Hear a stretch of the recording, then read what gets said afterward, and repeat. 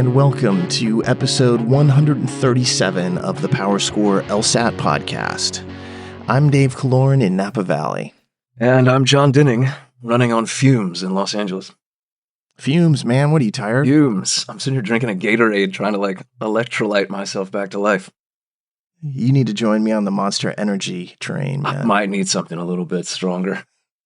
For those who are unaware as to why you and I might both be a little bit beaten up, it's been a really long few days with this August LSAT. Long for us, but I think longer for a lot of the people who actually had to go try to take it. And at least as far as drinks, normally you'd hear us drinking something with a little bit of a harder edge to it, but we're recording this in the middle of the day on Wednesday because there's just so much going on. We really need to talk about it and really talk through the problems and maybe some of the solutions here going forward and trying to help some people out with how to study, what to do in some of the certain cases they're run into. But we already got the drinks out of the way, John. I'll go right to the song. I chose it. It's by Olivia Rodrigo. It's called Bad Idea because I think that song is pretty good. Like, it's a bad idea, right? That's how I feel about the LSAT right now. I almost chose Toxic by Britney Spears because I thought that was also applicable. But there were several on-point options for us this week, that's for sure. I do not know this song that you've chosen, but I will listen to it, and given what I've seen from LSAC, I'm sure I'll relate. I also should add a mea culpa. I didn't mean to start this by making it seem like you and I were the real victims here. I was whining right out of the gate, when the fact of the matter is you and I have actually had it pretty easy compared to a lot of people, so... Absolutely. We just had to watch. Yeah, we just watched and observed. But obviously, as you know, we both talked to many people who were suffering in a very direct mental and physical way in a lot of cases. So I have a lot of sympathy. And if you don't know Olivia Rodrigo, you should. I could have chosen her song Vampire, too, because I feel that's how the LSAT has been for a lot of people. It just drained them of life. So all negative things about the LSAT are still yet to come because I have a lot to say about the way this has been handled, about the way the communication's gone about it. Let's start off with what we usually would do as a longer segment with the LSAT world. We're going to keep this short and to the point. Obviously, the big deal here is the August test. We're going to talk all about that. We know the September test is coming up next. Some people who were taking August or thought they were will now be taking September. That test is coming up very quickly, as a matter of fact, which is another point of concern. It is coming up on the 8th and 9th of September. I'm sure LSAC wishes now that it was a week later so they'd have more time to try to fix some of the issues here. Really, John, since the last time we talked, there was a whole other set of issues with ProMetric that did not even relate to the administration of the August test. August people will remember that signing up for a scheduled time, like a month and a half ago, was a real challenge with ProMetric. They had a lot of problems. September people found that same issue. It couldn't confirm times. You try to select it, it wouldn't confirm it. You have to go to another time, come back to it. It was really frustrating until you saw a confirmation screen. And the reason I mention this is that these incidents turned out to be a harbinger of doom. Yes, they did. For what happened with August. It was really the first inkling that ProMetric did not have their act together in terms of handling about everything that was about to happen this weekend. So without any further kind of conversation about those elements, that was a bad thing. What happened this past weekend got a lot worse. Yeah, I was thinking that this morning, actually. I was like, we could have done a ProMetric episode 2 weeks ago, as we saw these sign-up issues kind of manifest. Little did we know how colossal the fumble would be last weekend, but it's sort of the cherry on top of this terrible Sunday. Yeah, let's say that I suspected there were going to be issues in a variety of areas. I don't think I really suspected it was going to be at this magnitude. Well, let's talk issues. What did we see this past weekend? We saw a lot, and let's talk about what we're going to talk about in this podcast, because I think it's worthwhile to discuss the various elements, because for some people, certain parts will be more useful than others. We're going to talk a little bit about some quick test statistics, things that we actually saw. That won't take long. We're going to talk about an overview of the test issues, some of the specific stories, and why they happened. We're going to talk about LSAC's offered solutions to everyone. We're We're going to offer advice for the expected issues that people are already having and we think are going to occur, especially for those who are testing this weekend. And then we're going to probably answer a series of common questions. Anybody who's been following me on Twitter have noticed that there's been a lot of questions coming to me, and certainly I've compiled the most frequently asked ones. What we aren't going to cover, though, John, is test content. Yeah. Usually this episode is where we start talking about scoring scales and predicted kind of like curves to get a 170. We talk about what was real and what was not. We have agreed with LSAC not to talk about that until next week. And that is because of test security issues, and we don't want a biased testing pool. We don't want to cause an issue because technically we're still in the middle of the LSAT. Yeah. We had Friday and Saturday, really some Tuesday, and now we got another Friday and Saturday coming up. So Saturday and Sunday coming up, right? Yeah, sorry, not Friday and Saturday, Saturday and Sunday. I'm so used to Friday. Yeah. But let's go over that because the original days were Friday and Saturday. As we'll talk about, we began seeing problems on Friday. We saw plenty of problems on Saturday as well. Usually on Tuesday, there's a bit of a paper and pencil set. I was so overwhelmed with messages, I hardly had a chance to talk to anybody who was taking the test on a Tuesday. So I'm not really even sure how all of that went. The problems were so bad, they added Saturday and Sunday. Normally, there would have been a makeup scheduled on August 22nd. In fact, LSAC sent out a bunch of messages saying, hey, if you have problems, there's always the 22nd. Now they've pulled that off the table, deleted the tweet. That's always a bad look. Yeah. Finally, this morning, they tweeted out, hey, the 22nd's not available. So there will be a retest next week. I don't know if it's on the 22nd. I suspect that it's probably the 23rd or the 24th now to give themselves some more time. But we'll come back to that particular point. I can tell you that around 19,500 were supposed to test. We don't know how many actually were able to test. It appears that thousands of people were affected by this. I've seen that in some article write-ups. Certainly my personal experience suggests that it was a very, very high number. The one fact that didn't really kind of come out beforehand, but I think is really interesting, is that the signups for this were about 61% remote test takers. Mm-hmm. 39% were in person. And this is actually of value because, as we will find out, the in-person test takers, while they had their share of problems, they didn't have the same rate and frequency and depth of problems as the typical remote test taker. Probably in future years, John, we're going to see the in-person number jump up as people realize that this was a bad situation and they're going to avoid remote testing. In future years, probably next month, we're going to see that number jump up as you and I get deeper into this conversation. I'm a little surprised it's as high as it was. 39% in person. It turned out to be pleasantly surprised because those people had so few issues relatively. But I would have thought the at-home testing was still so appealing. I was surprised it was like a 3-2 split. Yeah, I think for a lot of people, it's a matter of their circumstance. If you live with 3 other people, you might not be able to guarantee it's going to be quiet. Or maybe you live in a noisy area where you're 2 doors down from the fire department and they could just go off at any point.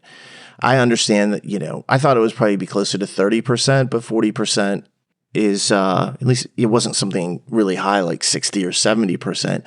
But that 39% turned out to have a little bit more luck in this circumstance. So we know that what they did was ProctorU was the prior kind of like administrator of the LSAT for the last couple of years, and they oversaw all the online testing that was going on.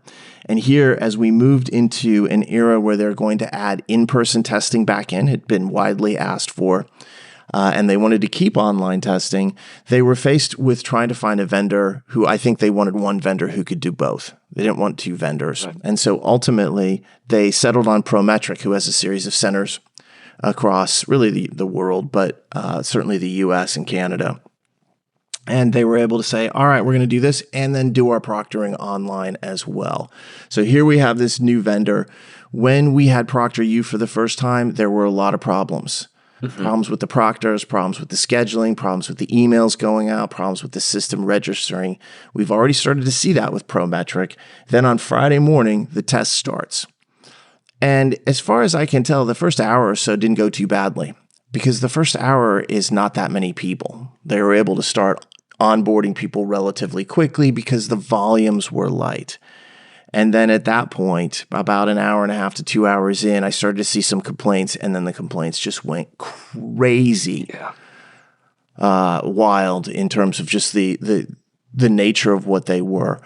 People trying to get onboarded couldn't. Yep. They sat there for an hour, 2 hours. In some cases, they sat there forever and never had somebody show up, and finally were like, I guess I can't take it. What do I do? And of course, the first thing is if you ever have a problem with the LSAT, go into your LSAC account, file a test day report, which is essentially a complaint form. That's the first thing that you do. It does put your score on hold, but it also alerts them to the fact that there was an issue. Yeah. So one issue was people couldn't even get in, and the time started to rise dramatically. By the end, something like 30 minutes, if you did get a proctor, was not abnormal at all. And this will come back up in our advice segment for this weekend because I don't think there's going to be a huge number of people who get in 5 minutes. I think it's going to take some time. Yeah, unfortunately, a lot of what we're going to talk about here is not just past tense. I think we're going to probably see a little deja vu this coming Saturday and Sunday and next week whenever they decide to do the final makeup day. So, yeah, if this feels a little bit ominous, well, sorry, but it is. You're exactly right. I saw the same thing Friday. I started off kind of smooth, normal day. I was like, hey, knock on wood. But then this avalanche of issues just seemed to dominate every piece of discussion about this test. It was tough for a long time on Friday, Dave, just to find anyone who was able to finish it, at least remotely. Yeah, we weren't seeing a whole lot in terms of like test reports that people tend to send us. And the reason was they couldn't finish, especially the remote people. Now, in-person people, we'll talk about some of their issues in a moment, but a lot of those centers, once they were able to get underway, they were able to get through the test. And it's a totally different experience. There's a proctor there in the room with you. Mm-hmm. But the idea of doing a long onboarding or not being able to onboard was just the tip of the iceberg. You also had the proctor shows up, does a room scan with you, starts talking, and you're like, all right, here we go, and then ends the session. Yeah. Goodbye. That's like a first date. Hey, no, I don't want to continue the date, and they just walk out after 10 minutes. It's like, what did I do wrong? And that's nothing you did wrong. That was all ProMetric and their proctors. To me, one of the most insidious problems that we saw was ghosting proctors during intermission. Yeah. People would get through the first 2 hours after starting the test. They're like, all right, they'd go take their break. They'd come back. No proctor. And I had people waiting 2-3 hours as a common thing. Over an hour was really normal. I mean, it's abnormal as hell, but it was really normal by Friday afternoon. In some of these cases, the proctor just never reappeared.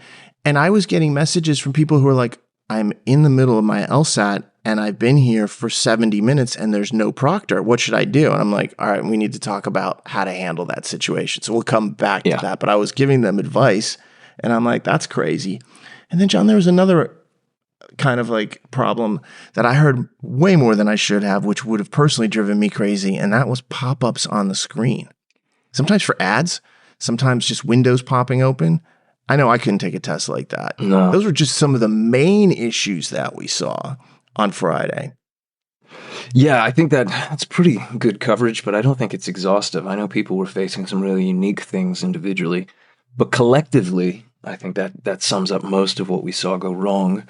I got to say, dude, the most demoralizing of all those to me is the proctor who doesn't come back after the break. You're halfway through the test. You can see that, the end is in sight, so to speak. You've just taken a break. You're hopefully a little refreshed, ready to finish strong. And you're just left alone in a room for hours. Yeah. Here's another one that popped up more frequently than it should have, and that was disconnection during your test session. You are in section 3 or 4 in some cases, and you're nearing a point of completion. It's like, all right, I'm getting through this. And all of a sudden you just were disconnected. That was one of the other bad ones that I heard about. Now, those were all remote test issues for the most part.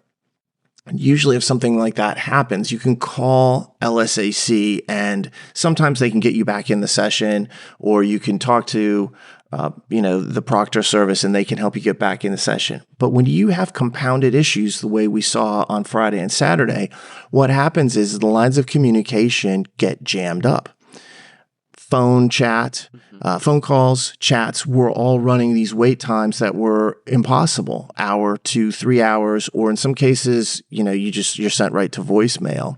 So here you are, let's say you're in section 4, you get knocked out, or you've been ghosted by a proctor, or you're just trying to get in to take the test. You call LSAC, and what do you get? Nothing. They had their 2 special numbers, which I tweeted out, and certainly they had as well. But who cares if you have 2 special numbers if no one's answering them? Now, the question here is, at least as far as remote testing, when we take a look at it, why did it happen, John? Yeah. I hesitate to speculate too much, and that's not because I expect LSAC will ever give us a straight answer on this, but to me, it was just total unpreparedness on the part of ProMetric in terms of the volume of people they were going to have to serve here. It seemed like the proctor headcount that they had was just woefully inadequate for the 20,000 people who were planning to test. That's it's like, where are all the proctors? That's the problem here. Yeah, there were staffing issues, and LSAC, addressed that. Apparently, there were staffing issues on the ProMetric side, and I don't know whether they thought that they were going to be better at this. Probably the favorite meme that I saw that somebody posted on my timeline was to the effect of the lights were too bright for ProMetric. Like when the championship, game started, the lights were too bright, and they just kind of like melted into the corner.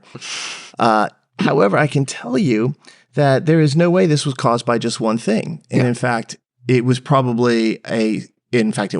a series of issues that weren't just proctors. The proctors were the first problem. That's why the onboarding issues started to happen, and then the ghosting issues started to happen. Yeah. But there were clearly software connection issues as well. That's why we got the pop-ups.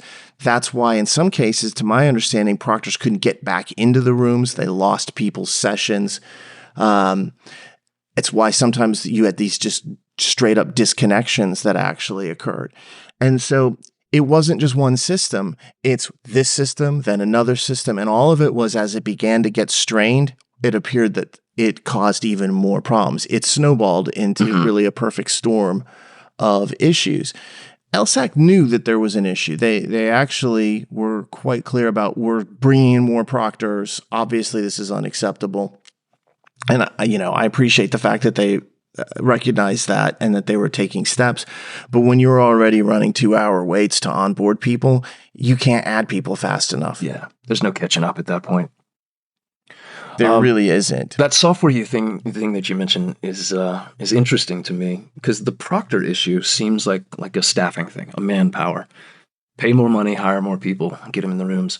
The software thing worries me more, in a way, because it seems harder to remedy. Clearly, they haven't been able to fix it yet.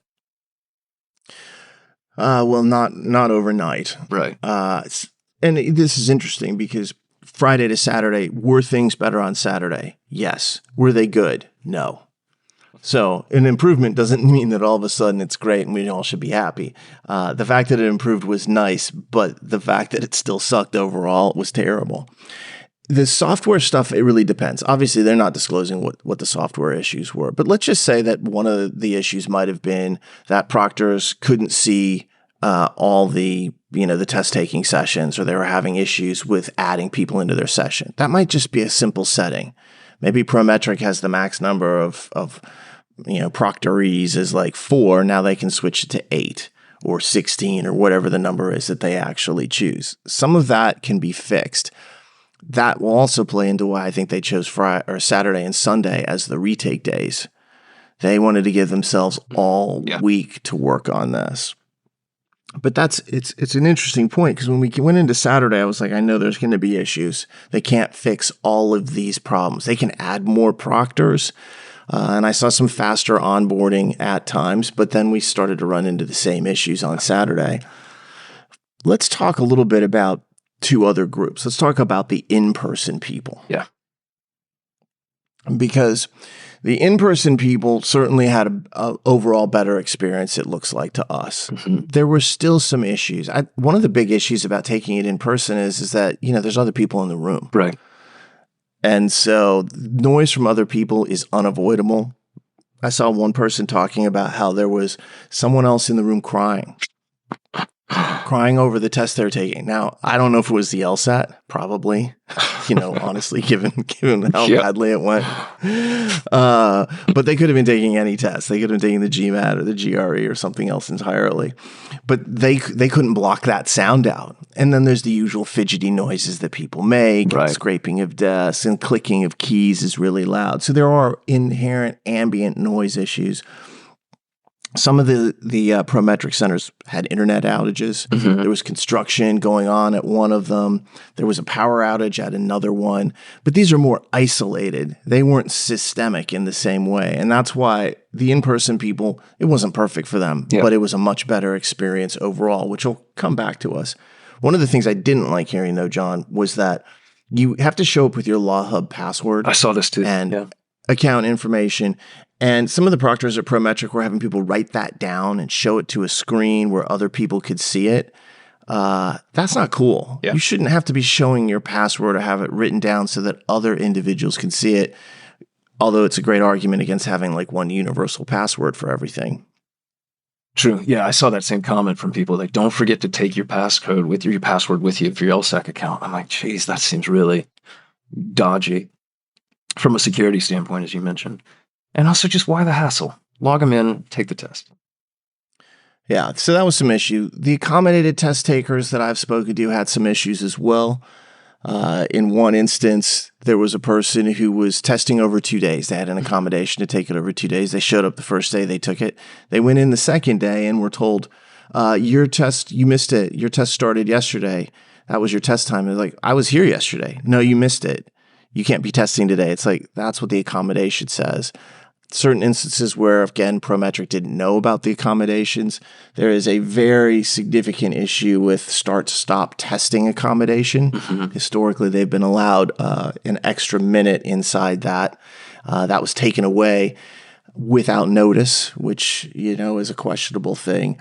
So the in-person people seem to have less of an issue, but there were problems no matter what type of test-taking group you looked at. It didn't matter whether it was in-person, didn't matter whether it was remote, didn't matter whether it was accommodated. All these groups were affected. It's just that the remote test takers seem to get the worst of it. Yeah. So at the risk of hyperbole here, Dave, how unprecedented would you call this? Is this like a historically standout moment in the history of the LSAT, or is this just one of those things where it's like, it was a little shaky? I think because of the disparate nature of everything that happened, where you can't just point to one thing and say systemically, look, everybody was affected at the same time, because that's happened before. Mm-hmm. This has to go down as the worst testing day in history. Yeah, or days. Testing days, plural. A lot of times with the prior outages, they were like, for one time, Microsoft had a database issue and their servers went down. And so that took a whole bunch of test takers offline over a period of a couple hours. But it was all simultaneous and everybody could see that there was a similar issue. I can't get in, I got kicked out. This wasn't, and it wasn't the same issue. It featured such a broad mix of problems that it was incredibly frustrating. People would come out and be like, this was my issue. They talk to other people like, oh, you didn't have that issue at all. You had a completely different issue. That's hugely problematic. Compounding all of this, John, was the fact that LSAC went totally silent. Yeah.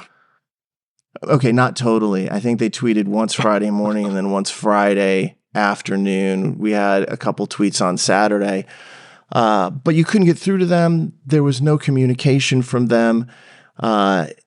In one instance, they were telling people, call ProMetric, and the number they gave them was the regular number that was closed. Right. You had to call a special service number to kind of get through. There were information that was misinformation about the possibility of retakes. A number of test takers were told, if you saw test content, you can't take the August test. You have to switch to September. That is false, categorically false. They've done this before. I thought they'd fix that issue. When you add up all the issues, all the ways people were affected, the huge long waits that people had, the kicking out, the bad information, the lack of communication, I can't imagine or I can't think of a worse day that you and I have gone through in years. Yeah. And we do this professionally. So I feel like if it's not the worst, I can't remember the worst. Yeah. And this is up there. This is like number 2. So I think this is the worst ever. I've racked my brain for the last 5 days to try to come up with a worse LSAT administration, and I came up empty. This takes the cake for me. Yeah. In the worst possible ways. This is not the kind of record setting either of us wants to see happening here. Milestones are few and far between when it comes to this. This is a nasty one. No, and honestly, their spokesperson was interviewed by Inside Higher Ed, kind of like an online educational service that kind of follows what's going on. And he had a number of, I thought, interesting comments where he was like, look, they spent a lot of months working with ProMetric. They thought they were ready. And obviously they had done testing. It didn't service any of this. And I'm like, boy, but he did say something really interesting. He said it was a mix of staffing and systems issues that combined to create bigger problems. And that tells you right there, it wasn't just one thing. As for why they didn't talk about it as much, the comment in that article was they were focused on addressing the problems and coming up with solutions and did not want to put out flawed information.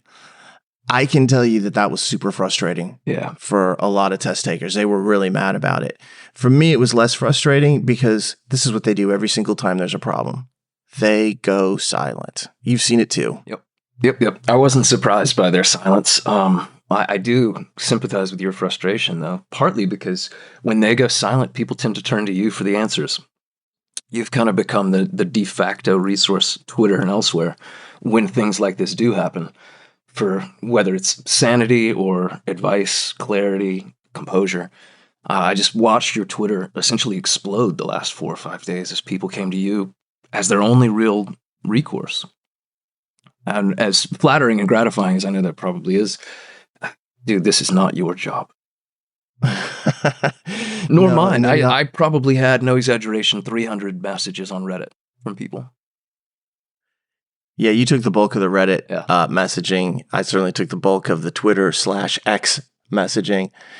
Here's the thing is we are fortunate, John, in this respect to be able to help people because we've been through this before. Right. I've seen what they do. I knew when it got bad enough on Friday, they were going to add new testing days because they've done it previously. We know some of their policies and at least we can share this is what they've done before. This is what we think they will do. This is how to navigate their system. And this is how to deal with them in these instances. And you know what? That's at least helpful. That's the best I can ask for is to try to be able to help people. It's frustrating to me, though, when I can just see so many people being affected and the communication from LSAC is so slow and at times is not comprehensive or accurate. Yeah. So they finally said on Saturday, we're going to give you solutions by Tuesday. It's unacceptable that this happened. We're aware of the problems. For our time, Pacific, that was like midday, early afternoon. And they did finally send out kind of like an email that broke everything down. So let's talk about the solutions. We could talk about problems all day. I could tell, terrible stories. We haven't even talked about the people who flew to Guam thinking it was a domestic test center because they've been told by LSAC that it is, who arrived at the center only to discover that, no, sorry, this is an international test location. We're sorry you flew here and got a hotel, but you can't take the LSAT at all. Unbelievable.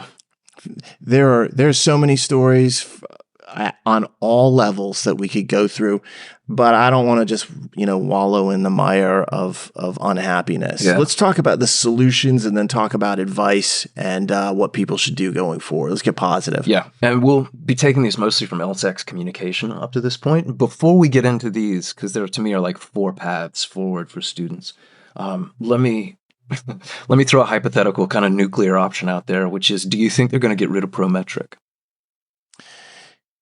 No. Yeah, me neither. I don't see them changing anything. I know their spokesperson in the article is referenced as having saying that it was premature to say whether ProMetric would stay, but I don't think they're going to. I think they're going to just deal with it and hope to get better. I know that certainly one of they want to get through this weekend and try to have as few problems as possible. I know that they're already talking about September, and it is a fast turnaround. That test is really in about 3 weeks. So I know they're focused on that. They're not going to do that. They got a contract. I can't see that being the case, but I think it's a good question.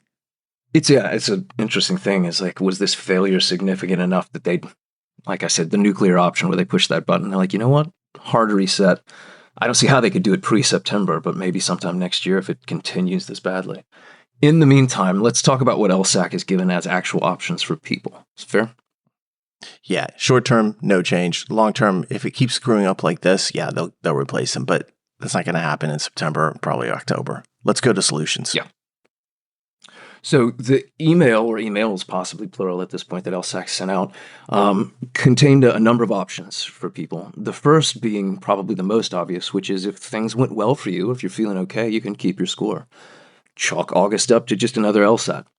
You'll get the results. Everyone will get the results on August 30th, 9 a.m. that morning. They'll start to come through with the scores. So that's the option that I hope as many people as possible are able to take, because it means they didn't face these kind of catastrophic problems.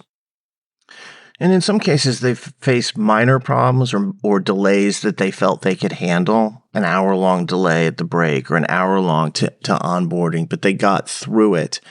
You have to self-assess on that as to whether or not you feel like the impact is going to outweigh the benefit of receiving that score. I think some of those people are in a really tough situation. And we'll talk a little bit about why they won't show you your score before the 30th. Yeah. Let's go to second path. All right. Which is, again, a fairly standard one in cases like this, things we've seen before, which is you can cancel this score, and a candidate cancel. It'll go on your record, and you can register for a future test, say October or November, or just ask for a full refund of your August test fee. You cancel August and don't want to retest, they'll give you your money back. If you're one of these people who faced issues and submitted a report. I've had a few people who are like, I was trying to use this test to get a higher score. I might just walk away. And I always say the same thing to them. Look, if you really are prepared to get a higher score, like you put the time in, the practice test history shows that, don't walk away just because you're frustrated. You shouldn't have your potential future options limited because of their incompetence. Yeah, don't sugarcoat it. That's exactly right. No. Now, I've had a number of people say, you think it's all right if I take September? I'm like, yes, you'll still be right at the very early part of the queue for applications. September is not at all late. It is very, very early still in the process. And you give them the opportunity to have another month or so to prepare and get ready. So anyone who said to me is like, I really don't want to take this. This was a bad experience. Is it all right if I just kick it back a month? My response was absolutely. Yeah. In fact, that sounds like a great plan if you can do it. A lot of people couldn't, though. So then they came to the third option here. And my understanding, just to dwell on two for one more second, is that if you're not signed up at this point for September, I don't think they're going to let people sign up for that test. You can sign up for October and November, but I think the September window is closed, despite them extending the test selection deadline to the 31st. Is that your take on it too? My take is this, is that if you decide you don't want to take August, you can take September. Okay. But you already had to be registered for August and have problems. I gotcha. Okay. So September is an option for people to float into, but only if they were impacted by this. You can't have new people who didn't register for August now register for September because the registration window is technically closed, but they will slide you over to September. And right now, that's kind of a problem because September doesn't have slots that are available. So they're trying to add those, which is one of the reasons they've messed around with the deadlines here. So September is available to you if you're an August test taker who had problems. That's the register for a future administration. That includes September, October, all of them. Yeah, that is better news than my initial interpretation of it, which is September was only available for September people. If those affected in August can slide in, that's good. Nope, it is good news. Yeah. All right, number 3. Sorry for the the dwelling. Number 3 is that, and we've mentioned this already, there are going to be minimum two retest days this coming weekend, Saturday and Sunday, August 19th and 20th. Again, as you said, pushing it back into the weekend instead of Friday to just buy one more day's worth of time to get this sorted out. That's true for in-person and remote this coming weekend. You can change your test type, which I thought was a nice feature here, really. If you took it remotely and don't want to risk that again, you can take it in person this weekend and vice versa. But you have to schedule it by, I guess, end of day Eastern time this Thursday, if I understand. Schedule your test time. Yes. Is what that is. Yes. You have to let LSAC know what you're going to do by noon Eastern time Thursday with all of this. Then you'd have another 12 hours to schedule your test. The in-person and remote option is nice because I think what we're going to see is more people try to do in-person now. For sure. Yeah. The issue we run into is availability, as we'll get to in just a moment. But in some cases, like I talked to a person today, they're like, the closest center to me is 4 hours away. Mm-hmm. I'm just going to have to deal with it. I'm just going to do the remote thing again and hope that it goes out all right. But that is the third option. Technically, John, that's the end of the line in terms of options. At this point, yeah. The option that we were hoping for, that LSAC actually initially offered to everybody, was the so-called ghost fourth option, which is the Tuesday, the 22nd testing. That was what LSAC initially said was, hey, we have this test date. For those of you affected, we'll push you into that. That was their preliminary kind of like messaging, and that's standard. There's always a retest date, like a week and a half after the first. The reason they started saying that is because the problems hadn't gotten to the catastrophe level. So they're like, we can handle it. Once they reached a certain level and they become so catastrophic that widespread swaths of the test-taking population are being affected, they said, we're going to take that off. And then that's why they offered the 19th and the 20th. Now, the question becomes, John, is the 22nd available, people? Right now, it is not. Yeah. If you try to get a hold of them, which is virtually impossible, they will tell you that they're not offering the 22nd and you cannot select it. This is despite them initially saying so. And the reason they changed their tune is for why I just explained. Yeah. Now, is there going to be a retest on the 22nd? There'll be a retest that week. I could see them pushing it back from the 22nd to the 23rd, or maybe even most likely the 24th, to give themselves more time. But that is supposed to be the court of last resort. Yeah. In a typical LSAT, somebody goes in on that first Friday or Saturday. If they have a problem that stops them from testing, and there's usually several hundred people that do, they can push them to that Tuesday a week and a half later. Put all of them in there and have them give it another shot. It's a smaller testing group. They've got their best proctors all ready to go to try to minimize problems. Here, with Saturday and Sunday now on the board, if there are problems on Saturday and Sunday, and I'm betting that there will be, in fact, I would put a lot of money in the LSAC Casino in Vegas Absolutely right now. Bet. Yeah. That's like betting both red and black. That's right. And green, by the way, on roulette. It'd be like, you cannot lose. One bet for all three colors. This allows those people who have any issues on Friday or Saturday to then have another bite at the apple before the week ends. They don't want to move everyone to that, because if you have a problem on that last day, that's it. You don't get another retest. You just get pushed to September. And so they're keeping that as that last resort. I could see them moving that date, but they are telling everybody you can't access it. And in the past, you could. When this has happened before, they did allow some people to jump directly to it. The problem they have is, since everybody had such different problems, you can't reach anybody there. It takes hours to get somebody. So if you want to try to talk to a supervisor, they're literally saying there's none available because they're slammed. If you write them a message and say, I want to talk to a supervisor, they'll send you an email that says, this serves as the response to talking to a supervisor. You don't have that option. So this is good news, though, in one respect. If you have a problem on the 19th or 20th, there will be another opportunity to retake a few days later. Whether that's 2 or 3 days later or 4 or 5 days later, I don't know. But that is the backup to the backup that we have going on here. And even though they did allow it in the past, and I was really confident that they would allow it, I don't think they could get to enough people, and they were so overwhelmed by the tidal wave of complaints. I think they defaulted to a batten down the hatches approach that said, we're just going to help as many people as we can, but you got to be standard. Anything special, forget it. Yeah. I will say, if anybody out there is still struggling to get their head around just the volume of affected people, there's not just one makeup test day. There's not two. There's at least three, which, again, is not the sort of thing that LSAC does eagerly, oftentimes even willingly. Their hands have been really forced here, and it speaks to the full extent of what this really was. Yeah, although that third day is really that ghost backup. Yeah. So that's all. Everyone. But if they thought that they could squeeze everybody into that single day, the 22nd, the 23rd, whenever it is, they'd have definitely done it. The fact that they can't tells you how many people got screwed this past weekend. Yeah, and I think, it's frustrating when you first tell everybody it's the 22nd, people started making plans. Yeah. All right, I'm going to get, time off. I'm going to do this. I'm going to change my schedule. And now you make it the 19th and 20th, and some people were like, I'm not even going to be here. Mm-hmm. There's just a lot of issues about this. I don't love the way the messaging went around. I do understand why the messaging went out the way that it was, but I can't defend it. My personal view is, look, if somebody tells you that you told me the 22nd, I'm now set for the 22nd, now it's a bait and switch. Yeah. I think they should just say, sorry, if it doesn't go well, though, you don't get another shot. You just go to September.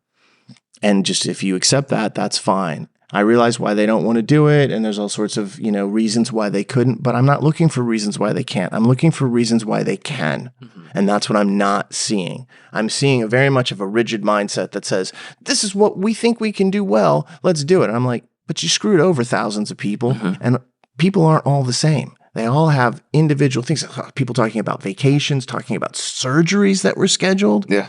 That's absolute wildness in terms of this. And to try to take this rigidly, I realize is efficient from a scheduling standpoint, but it is inefficient from a human understanding standpoint. And that really makes me mad.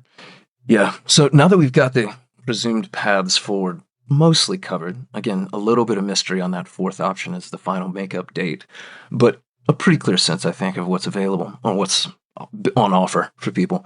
Let's give some advice, because I still think there are things that people need to be mindful of and things that they can do to better improve their situation, whether they face these kinds of issues again or not. Let's start with the issue that's come up today. You're going to have to be way more specific. Let's talk about one of the issues that's popped up today, which is that as people have started to go schedule times, and they chose their 19th or the 20th. They're like, I'm going to retest it this week. There's multiple reports of no time slots being available for either in-person or remote. Mm-hmm. Now, that's annoying as hell. And some people have been able to call ProMetric directly and get around it.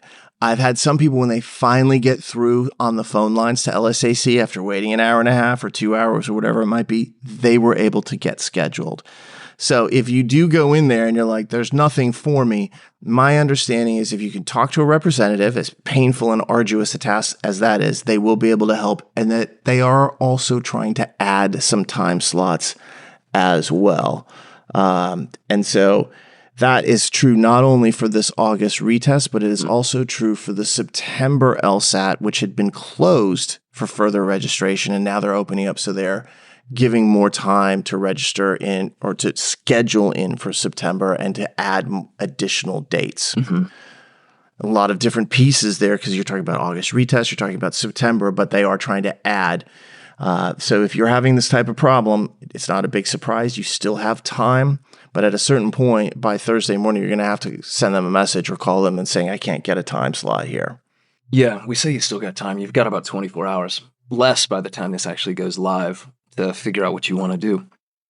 So hopefully this reaches you by the time you've made that decision, or in time for you to make that decision. I will tell you this too, because the option for in-person is available for even remote people previously. I'd be looking for test centers, man. If I'm retaking this thing this weekend or even into next week, I don't think I would, as much as I'm a home person and would want to take the test at home, I'd be looking for some place to go take it in person. It just seems safer. Same. Yeah. It had fewer problems, demonstrably so. And many of those test takers were able to get through the process, even if they did have some noise or they had somebody in the test center that was upset or causing issues. If you can reasonably and comfortably, and it's not going to affect your score, move to in-person, I would do it. Mm-hmm. That's the easiest advice out of all of this, just because of the numbers tell us that a lot more of them got through the process. But John, let's say you are either remote testing or in-person testing, and especially if you're remote, does it matter which day you would actually test, Saturday or Sunday? This is interesting. I think you and I might actually have a slightly different take on it, which is always fun.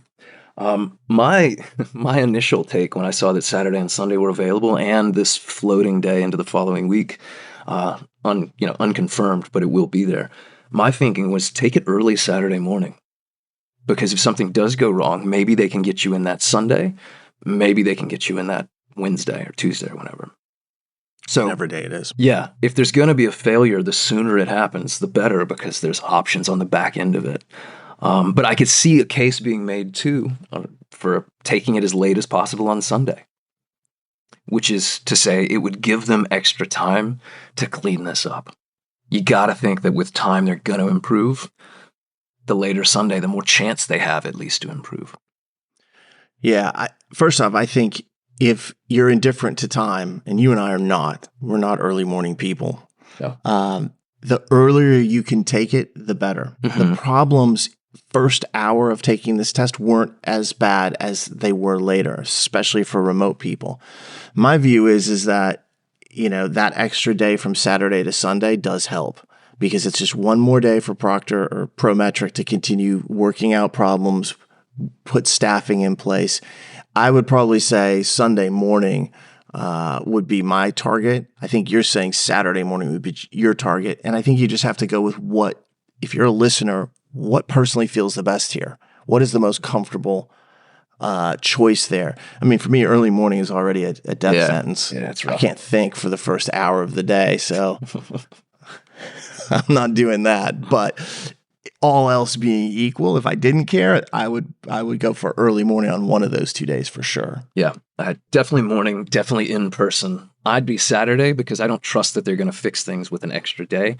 I'd want the safety nets, plural, of maybe a Sunday and the next week. You're thinking Sunday morning in person to give them a chance to improve. Yeah, it's a little bit of a gamble either way, isn't it?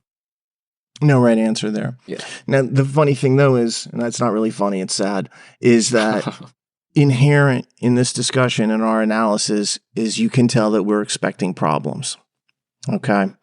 It's one of the reasons they want to have that backup to the backup and not schedule people on that, because if something happens on Saturday or Sunday, they want to be able to put people in that position. That's the most logical explanation, which means that in all likelihood, they know there's going to be some issues.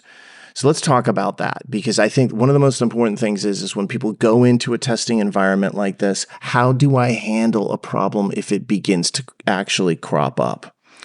The first thing is what happens when you go into that particular test room and there's nobody there? Yeah.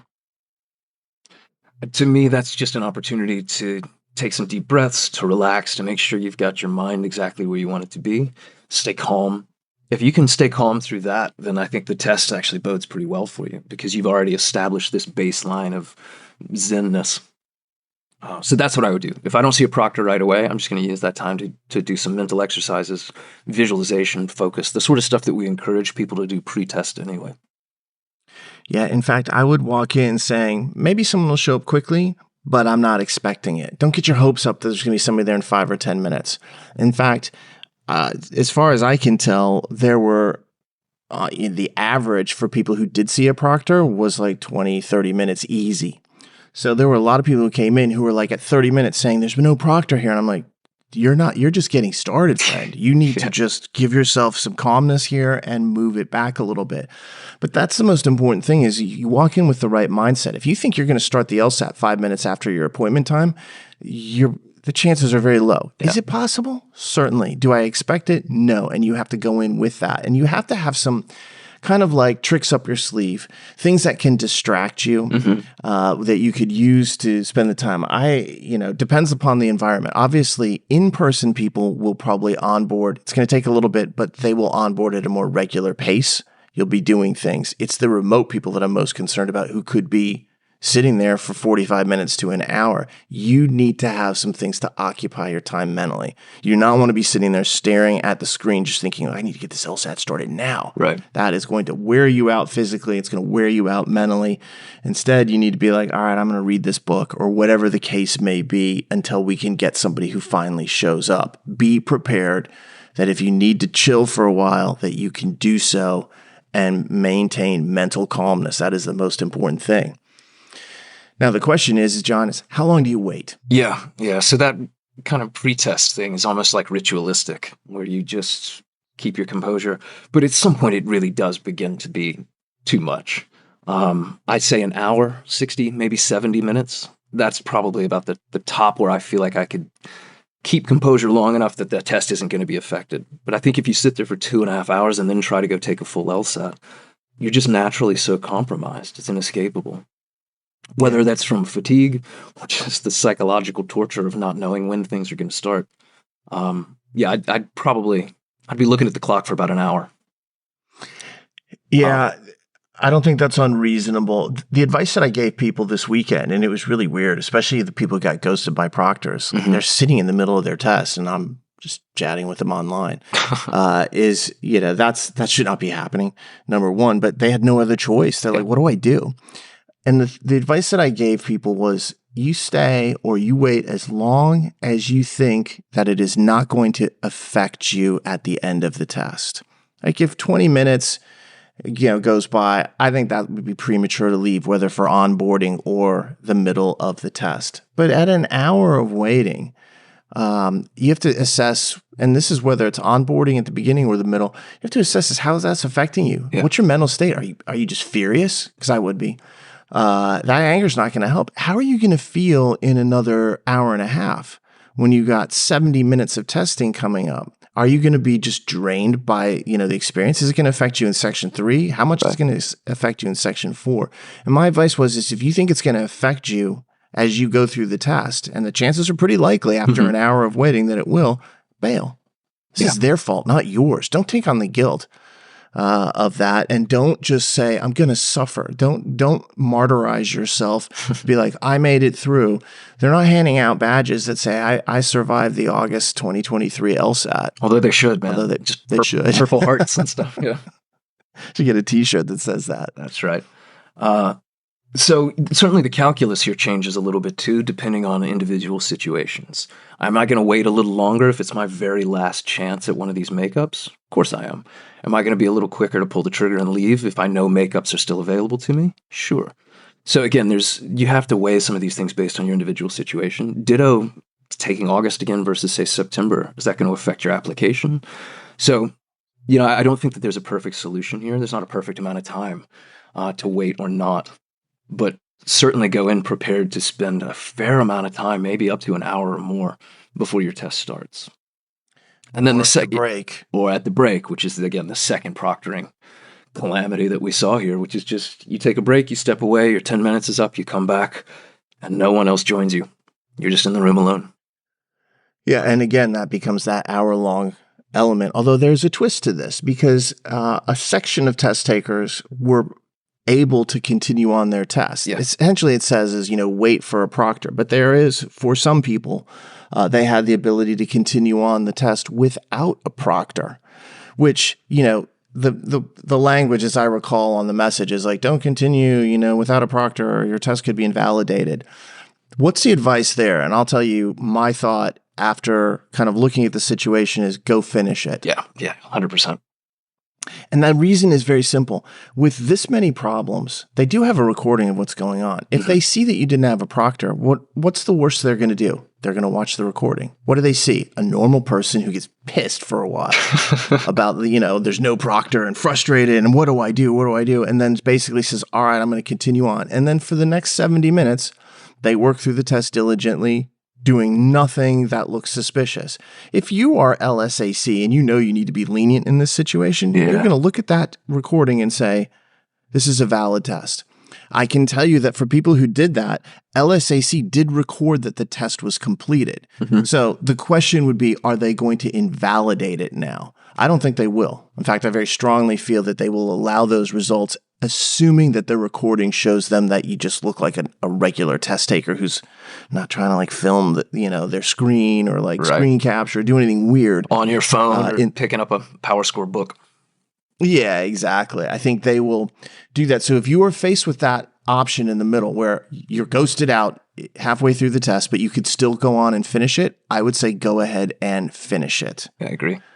So that's something of some value there. Now, John, let's just say we have another catastrophe as a test taker. You're taking it on Saturday, and you're in the middle of section 2, and boom, your screen goes black, and the whole thing ends. Your session is over. You try to get back in, and they're like, no, your registration number is no longer valid, or you can't even reach anybody. All problems that we heard. And we ultimately want to turn around and say, what's going to happen to you? In that situation, what will happen to you is you should be able to get, I don't think they're going to give you Sunday, but I think they'll give you the makeup that's a few days later. Yeah, that's my take on this too. That it doesn't take a lot of imagination to suspect that we're going to see a lot of issues this coming weekend.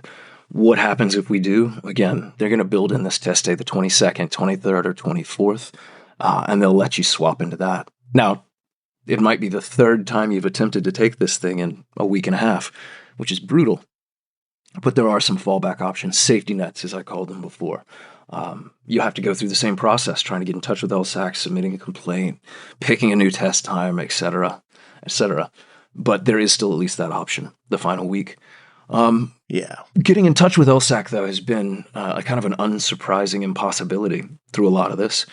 What have you been encouraging people to do, Dave, for, like, say, calling the phone at LSAC and getting long hold times? Well, I've been tweeting about it saying, hey, it's an hour and a half. Don't call them. Nobody wants to do that. And I've had a few people who've been really awesome about kind of like keeping me posted on like, hey, I've been on hold 2 hours, which I super appreciate because I can kind of convey that to other test takers. Like, look, you're not going to get in 20 minutes. And I admire their patience to be able to sit there for 2 hours. All of us have been on hold, with credit card companies or insurance companies or whoever for like 30, 45 minutes. And you know how crazy that is. Yeah. I've been trying to reach the IRS recently about something and it's always 2 hours and then they won't call you back. And I'm like, it drives me nuts. So I have a lot of sympathy for people in this situation. So if possible, try to call it off hours. The problem is right now there is no off hour. It's immediately first thing in the morning, an hour-long delay. It's incredibly frustrating, but try to hit them at the first thing. Early in the day is almost always better with them. And also be aware that they say, we're going to send out emails about this. We're going to give you this communication. A lot of times things happen without an email coming from them. And that's because this is like for them a war zone. There's stuff going everywhere. They're very distracted. Yesterday, they started giving new registration numbers to students to set up a time for the test, but they didn't email people that had gone out. Yeah. So I tweeted about it. I was like, hey, if you have selected a retest, go check your account. And a bunch of people were able to schedule their times, which turned out to be really good because they got in earlier. Mm-hmm. So again, this is like the high value that we're able to use. And this is one of the reasons I love Twitter/X is that it's real-time information where we can really talk about it. You can't get that on other platforms, I think, as readily, or at least for me to reach as large an audience as quickly. Yeah. I was going to make the comment here that I imagine if anyone's listening to this, they also follow you, maybe me on Twitter. But for those few out there who are hearing this and don't follow Dave or don't follow me on Twitter, you'd be really well served to go do so. The ability for us to put out information before LSAC or to provide clarity in their murkiness is pretty profound. And I know a lot of people were helped, especially yesterday. A lot of people sitting around waiting for that email that they could go pick a time didn't know that it was available to them. And so they weren't able to pick the time they wanted. It had filled up. That's tragic, but if they had followed you on Twitter, they would have heard that times were available. Yeah, and I do think some of those times will open up or they'll be able to schedule them if they talk to an actual person. So there is that's going on. But that was probably the most gratifying message type that I got, which was like, I know this isn't your job, but I appreciate you doing it. And I'm like, thanks. It's good to hear in the midst of all of that misery, some at least, bright spots there. Yeah. And there were a couple of extremely effusive Reddit threads, equally grateful for the effort that you put in. I even got a little bit of some compliments. So you deserved it. Oh, thanks, Bill. I mean, it's, I feel like, again, we run a lot of the PR for LSAC in this kind of very unofficial capacity whenever there's a problem. And it has been this way for years now. Yeah. That is the wildest thing is that I keep watching this and expect different behavior from them. And they, as their spokesperson said, they want to get it right. And so they take their time. And I'm like, but silence feels like secrecy, which breeds conspiracy theories. And that is, people start wondering about all sorts of things. And so let's talk a little bit about some of those common questions that we saw and advice, ranging around that about what LSAC might do, what you should do in terms of, going forward. Let's start with a question that a lot of people, I think, wondered about is why switch from ProctorU to ProMetric? Yeah. You touched on this at the beginning of the episode, so I think we probably have it pretty well covered. But to reiterate, they did so because they reintroduced in-person testing. And I my presumption is that they wanted a single proctoring partner who could handle both remote and in person. ProMetric was a better fit than ProctorU for that, or Measure Learning, or whatever ProctorU is now called. Yeah, So, then yeah. Measure Learning. Mhm. Yeah, great name. With a Z. With a Z, by the way. You and I both. Stupid. Corporate rebranding is ridiculous. Yeah. But if you've been ProctorU and you had some of the problems like that you had with the LSAT, a rebranding, they probably will do this every couple of years. Yeah. So that's the reason that I think ProctorU is gone and ProMetric has arrived to whatever extent that they actually did. Let's talk about a question I got asked a lot, and I hate the answer. But it is LSAC going to do anything generous in terms of the score or the curve? Is there any part of this that's going to favorably affect the outcome of my test? Do we get 2 free points? That kind of thing. I want everybody listening to immediately have their gut reaction to, will LSAC do me a favor? Yeah. Is it a yes or a no? Of course not. In terms of charity, how much can I expect? You can expect zero charity. A Scrooge-level amount of charity. There was a lot of conversation around this about how the whole administration was irretrievably messed up due to these issues. And I understand the thinking behind that, because it's like, look, if you're a person who went in and was affected, you're like, this is just not normal. How can I possibly be thought to have a normal test schedule and a normal test result when I've been affected by so many different things?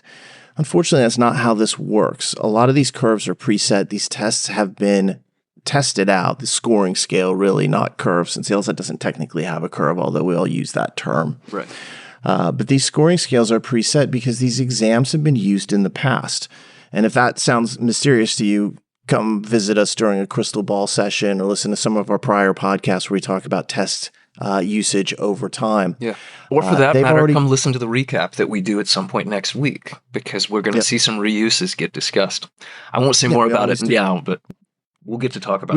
We always talk about where we saw this test before, what exam was used, and typically they've already been seen by thousands of people. Now, will they examine this administration and the results they have to see if there's something wrong in that sense?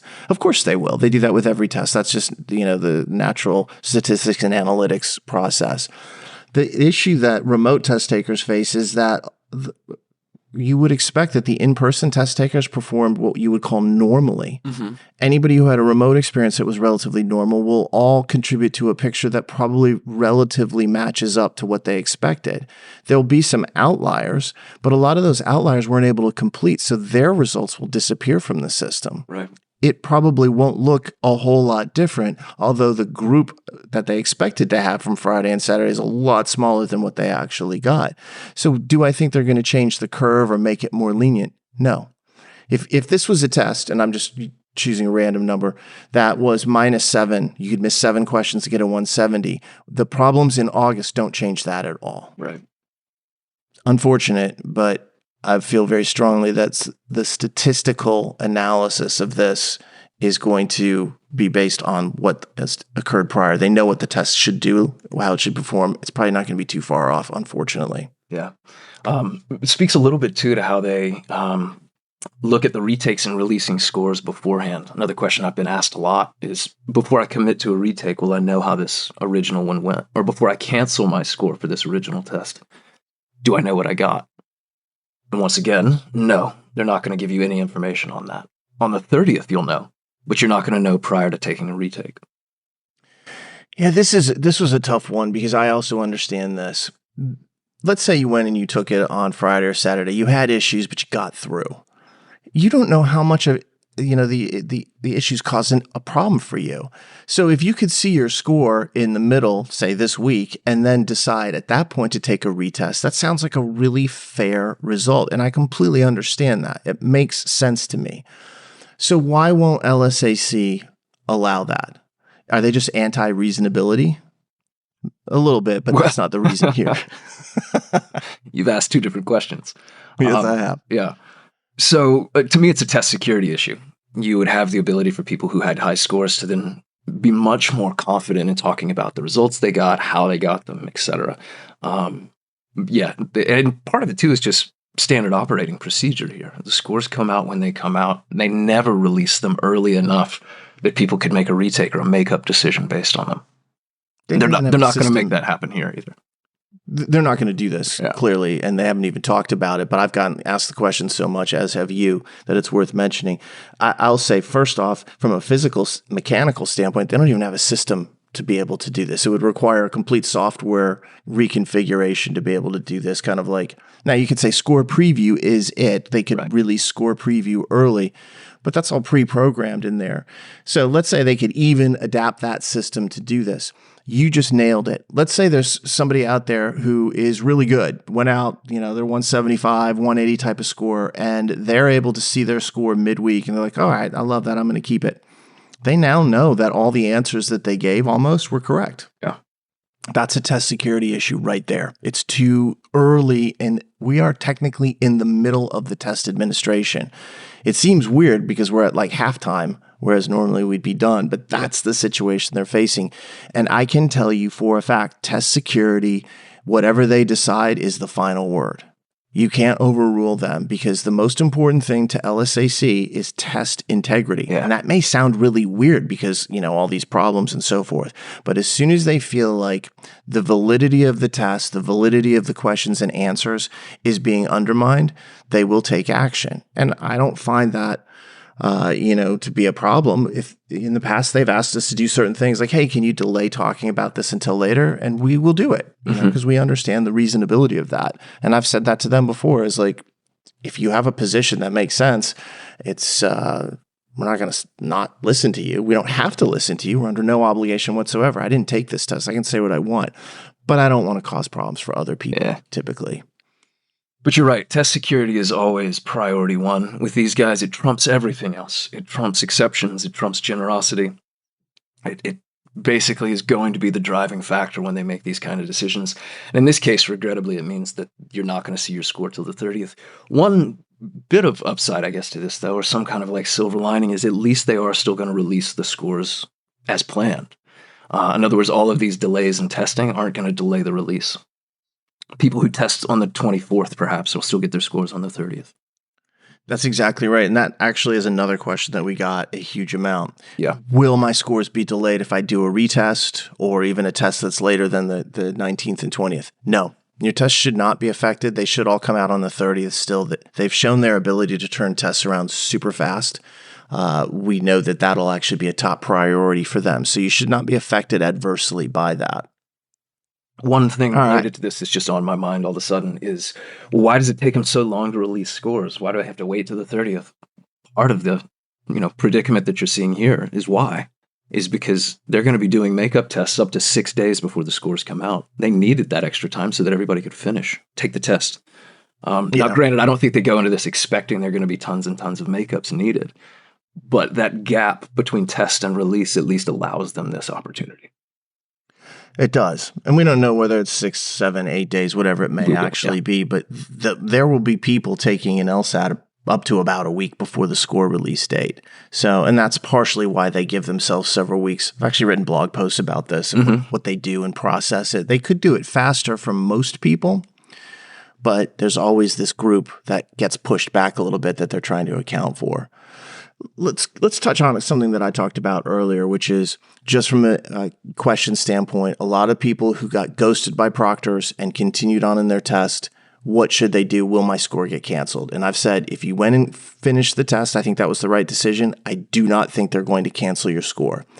Do they have the power to do so? Yes. We just don't think they're going to exercise it. We think that they understand that this was not a situation that you asked for. And going on and finishing the test was actually the most reasonable thing there. So it's possible they cancel you. I don't think it's going to happen. Yeah, it's funny. If you had asked me that question even a week ago, Dave, I would have said, first of all, how can you even continue the test without a proctor there? I didn't think the test would even allow it. But secondly, I would have said that I don't think they're going to count anything done in the absence of some supervision. Maybe the fact that you're being recorded, proctor or not, is sufficient. Here, I think they're going to be much more forgiving, let's call it, or much more accommodating for people just because the issues were so severe. So yeah, they need to be ghosted at the break. Finish the test if you can. Yeah. Now, going back to the retest, one of the questions that we've gotten is, will these tests be harder? How different will they be from a regular LSAT? Are they going to penalize me for having to do this retest because I had problems? Yeah. So often we get this question, in fact, that despite not knowing there were probably going to be 3 days of makeups coming, we actually just recorded a podcast episode on this exact thing. Makeups and international tests. Are they harder? Are they different? What should I expect? That's 2 episodes ago, episode 135. So if anyone wants a real in-depth take on this, they're welcome to go listen to that. The short answer, though, is that the makeup tests, wherever you take it, whenever you take it, in person or remote, Saturday or Wednesday, they're going to just be another LSAT. They won't be harder. They won't be different. You wouldn't really be able to tell the difference, frankly. It's just a normal test. Probably a reuse of a prior non-disclosed LSAT, as we discussed, but nothing that I think anyone could reasonably characterize as like punitive. I had to take the makeup and they gave me a much harder test. Or this is the craziest set of games I've ever seen. My original wasn't like this. You won't face things like that. Yeah, not to say there won't be difficulty, because there's always difficulty on these LSATs. But it's funny to me, John, there was only 2 episodes that we talked about that, because it's almost like we knew this was coming. It feels like we caused this. Let's talk about some, study ideas going forward here. Yeah. First off, number one question. Before we do, one more thing about the makeups. And I hope this goes without saying, but I'm still going to say it, which is it will be a different test than the one you originally saw. I think most people are aware of that, but if you got halfway through the original, they're not going to let you finish. You will not get the same content that you've seen. It's going to be a brand new exam that you start from the beginning. So, yes, that is an excellent point. I'll allow it. Thank you. I know some people are like, well, I was halfway through, I'll just finish it. Be like, that test security comes in and says, nope, you start all over again, afresh from the beginning. Even if you were 3 questions away from the end, if you decide on a retest, you start all over. It is truly horrible. Yeah. All right. Let's move on to some study questions, some information relevance questions. Probably the number one that I got was, is the crystal ball still valid for retests? Yeah. And if you recall what we do with our test predictions, we do make a prediction about like the top 1 or 2 tests we think are most likely. But when we do this, we also talk about some other options. Like it's almost like there's 3 or 4 that are up there. And when we make the recommended problem sets, we actually include content not just from a single or these 2 most likely tests, but from that whole group of tests. So it still does apply for these upcoming tests, which are just, as John just said, regular LSATs that have been used for other groups of test takers. So it is, in fact, valid. You do not have to worry about that. So that is something that I think is worthwhile. And, like all crystal balls over the past year or so, I feel like we got it very right with what we were doing. We'll elaborate on that when we cover the test recap next time for sure. But there is some cause for celebration, at least on our end, with how the crystal ball has gone. Historically speaking. All right. So let's talk about the, studying for this thing. You're out there and you're studying. My advice is very simple on this. Keep it light. Yeah. Don't start diving into like 10 hours a day. You've just gone through a test traumatic experience. Be aware of that. Focus more on feeling good about it and optimizing that second chance that you're getting, or really first chance for a lot of people. Can you go out and study concepts and do questions and study areas where you're a little bit weak at? Yeah, I don't think there's a problem. But also don't take 3 full LSATs a day in an effort to kind of like overdrive yourself if you have to sit there for 12 hours. Keep it light, keep it fresh. Try to basically focus more on your mental health. And trust that all the work that you did up till this past weekend is actually going to carry through, because it will carry through. Sure. Yeah. I'm trying to find some positives in this. I mean, those of you having to take a makeup test a week later, they get an extra week to review, to study, to learn if they need to. And as you point out, Dave, and I think this is probably the most important of all, to really focus on mentality. What am I going to do to have the best possible experience next time? So that's how I would spend this week if I was in this makeup position. Yeah, and I think that's really the most optimistic way to look at it. You've been given extra time. Yes, there was a bad experience, but now you have a little bit more time. Let's look at it from the positive, because there's an easy way for us to look at that as being very negative, that what you were expecting to occur and what you were preparing for and studied for didn't occur. And I share all those negative feelings. Anybody who talked to me over the last 5 days knows that, both online and in person. We've been asked, John, with that September test coming up on the 8th and 9th, will there be a September mini ball? Maybe I should clarify what that is for those who don't know. Yeah. One thing that Dave and I have done with these crystal balls, we often try to make predictions for 2 upcoming tests. So, for instance, the most recent one we did, we felt would apply for August and September. The predictions, the content breakdowns, the frequency of appearances of things that we expect to see, even into like reading comp topics to get familiar with. It's a 2-test prediction, really. But what we sometimes find is that after that first test administration has happened, we learn enough about what's going on that it can actually influence our predictions and help us refine and hone them a bit. And so one thing we did earlier this year is we introduced something called a mini ball, which is not the full-scale crystal ball. It's simply a focus on that next test coming up based on what we just learned. And I don't know if that's my best summation of it, but hopefully that gives people a sense of what I mean by mini ball. To your question, will there be one between now and the September test? No. I just don't think we have time given how long this test cycle is going to run out. I think we might have done one if this test had ended the way it should have yesterday. Yeah. On that Tuesday with the paper and pencil test takers kind of going through everything. I think we might have thought about it. John, to be honest with you, I have yet to compile all the test information that we have from Friday and Saturday. I'm the same boat, buddy. Yeah. I just have not had time, and I thought that the priority should be to help people. Whether they're PowerScore students or not, didn't matter to me. I'm like, if you have a problem with the LSAT and you need assistance, I'm going to help you. I just haven't even looked at it. This test will be going on until the 22nd, the 23rd, 24th, whatever day they choose to finally end it. The test is on the 8th and the 9th. It's hardly any time to turn around. I don't think it would have enough of an effect. We don't think that we can get it done in time, and that is really the big thing.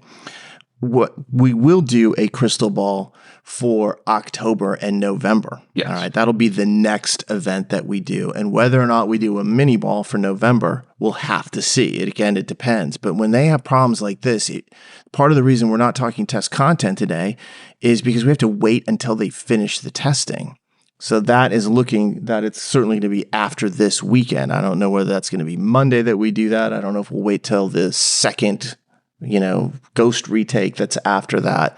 But we looked at the calendar earlier in the thought of like, hey, this might be a good thing to do. And we're like, we can't see how we could figure it in, especially because you and I have personal conflicts because we never expected that this would happen. So that's just something to be aware of. But the August/September regular crystal ball will still apply. So we're in good shape there. Yeah. This is unfortunately an extraordinary situation we're dealing with LSAC and the LSAT, and this is just going to have implications that none of us like, certainly whether you're a test taker, whether you're you and I, all sorts of people.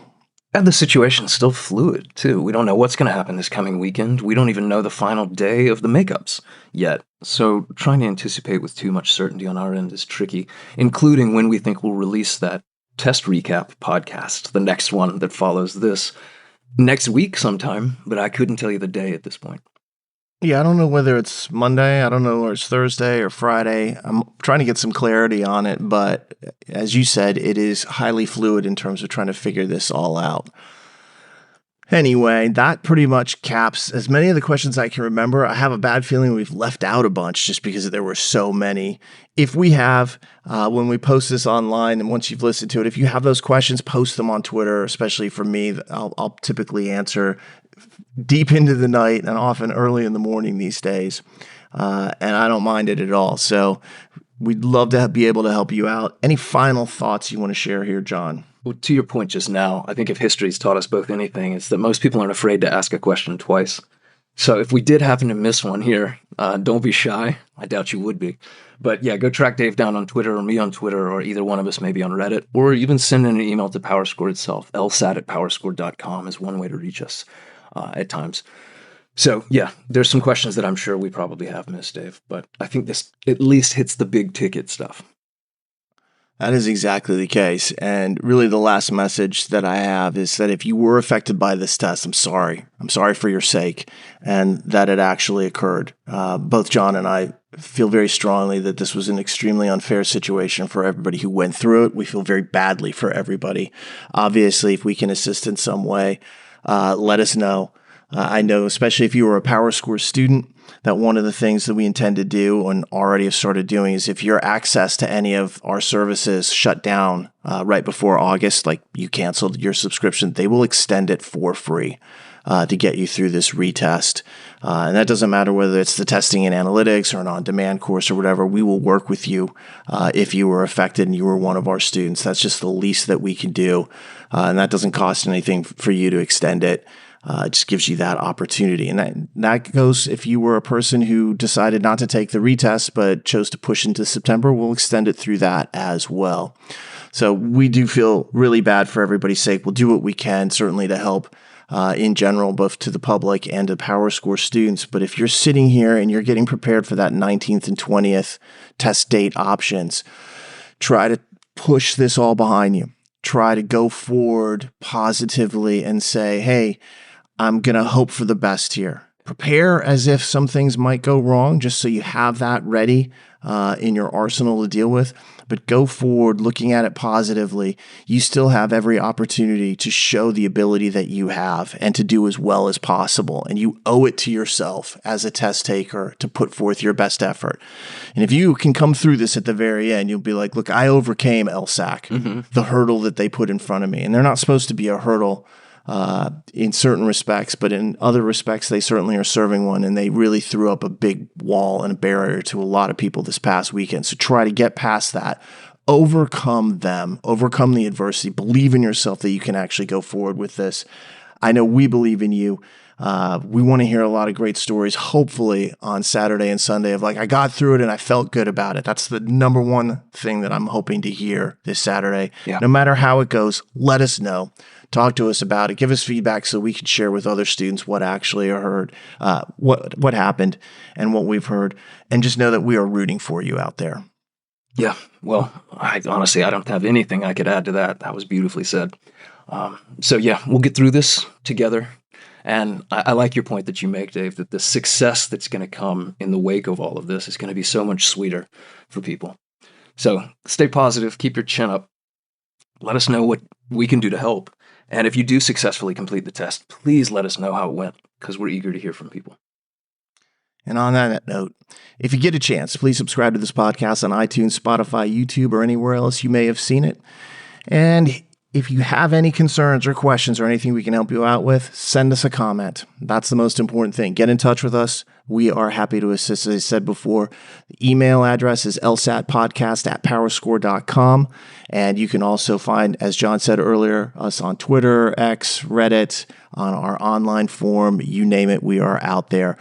Wishing the best for everybody over the course of the next week. The next time we talk to you, we should be hopefully counting down all the test content and working through the scoring scale and making test predictions. Can't wait to get there with everybody. We will talk to you soon. Stay safe out there.